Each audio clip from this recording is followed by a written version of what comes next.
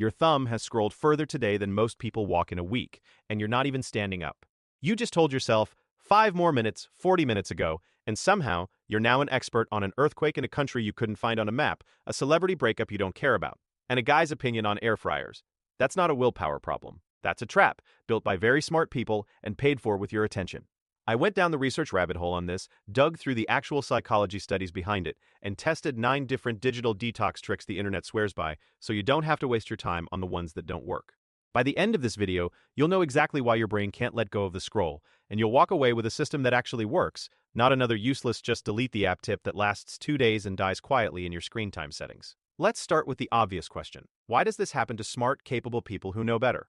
Because your brain evolved to survive on a savanna, scanning for threats and rewards every few seconds. It didn't evolve for a feed that refreshes infinitely at 2 a.m. Every swipe is your brain running the same ancient checklist. Is there danger? Is there food? Is there gossip? Except now the danger is fake news, the food is a recipe video you'll never cook, and the gossip is a stranger's divorce announced in a 14-part carousel post. Here's the part nobody tells you. Your brain can't actually tell the difference between useful information and junk. It just knows something new showed up, and anything new gets flagged as worth checking. That's the entire mechanism. Not weakness, not laziness, just outdated software running on modern hardware. You're basically using a Stone Age operating system to browse the internet, and the internet is winning. But knowing the trick isn't the same as beating it. So, let's go deeper into who's actually pulling the strings here, because it's not an accident. You know what a slot machine and your Instagram feed have in common? Variable rewards. Sometimes you scroll and it's boring, 10 posts of nothing. Sometimes it's the funniest video you've seen all year, or news that makes your stomach drop. You never know which one is coming next, so your brain keeps pulling the lever anyway, hoping the next pull is the jackpot. That unpredictability is the whole engine. Casinos spent decades and millions of dollars perfecting this exact psychological trick. Silicon Valley just copied the homework, added push notifications, and shipped it to 3 billion phones. That little red dot sitting on your app icon isn't a bug or an accident. It's basically a slot machine light flashing you might be missing something important, even when the something is a meme about a cat. And that's the first loop I want to close for you later in this video, because once you understand exactly how that red dot manipulates you on a chemical level, you'll never look at it the same way again. But first, let's talk about the lie doom scrolling tells you about itself.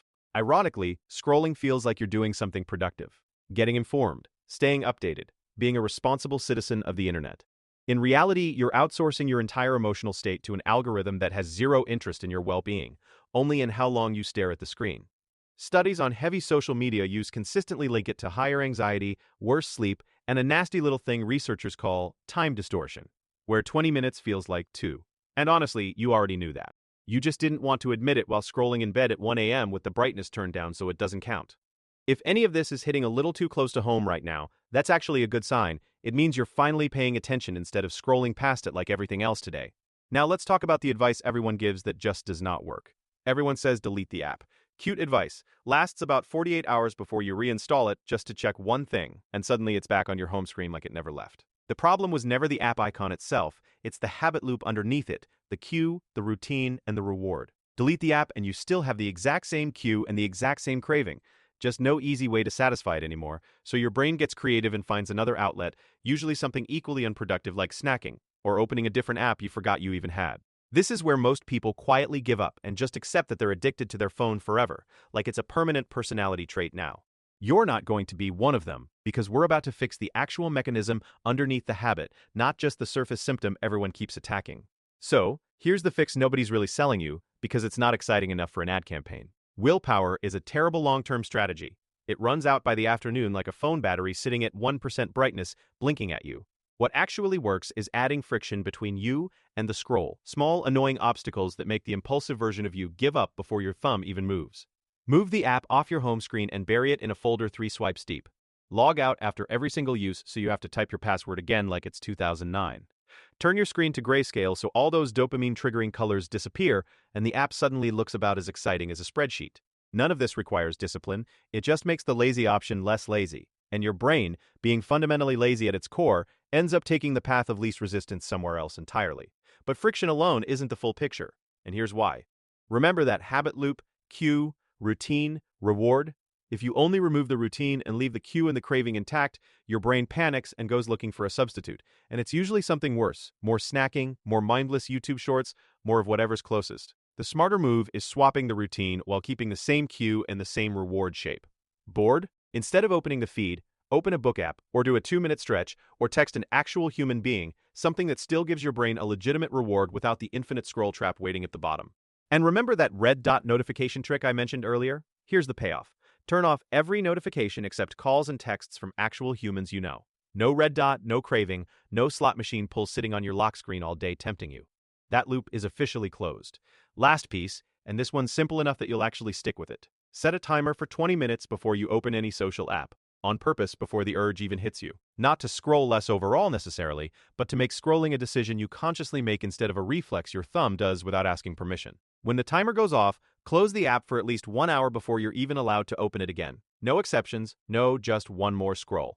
It sounds too simple to actually work, and that's exactly why it works. Because it doesn't rely on you having superhuman willpower at midnight when you're exhausted. It relies on a system making the decision for you in advance, back when you still had a clear head. If any of these points just made you go, wait, that's literally me, drop a comment telling me which one. I'm genuinely curious which trap catches the most people, and it helps me know exactly what to dig into next. Now, quick gut check. If this is actually helping you see the pattern hiding inside your own scrolling habit, subscribing means you won't miss the next breakdown, like this. 1. And trust me, there's a lot more of your brain's weird wiring left to expose in future videos. None of this actually works if you only watch the video and never touch a single setting on your phone. So pick one thing, grayscale, moving the app, or the 20-minute rule, and do it the second this video ends. Not tomorrow, not this weekend, now while the idea is still fresh and before your brain quietly talks you out of it in about 10 minutes. So here's where we land. Doomscrolling was never really about weak willpower. It was about a system deliberately built to outsmart you, using tricks borrowed straight from casinos. And now you know exactly how that system works and exactly how to outsmart it right back. The real question is, what's the first thing you're actually going to fix today? Your notifications, your home screen, or that bedtime scroll habit you keep pretending isn't a problem? Think about that for a second. Because if you found it interesting how your brain gets hijacked without you even noticing, wait until you see how these exact same tricks show up in the way you eat, the way you shop online at midnight, and the way you make decisions you're convinced are entirely yours. That's exactly what the next video is going to break down, piece by piece. Subscribe if you want to keep catching these blind spots before they catch you first.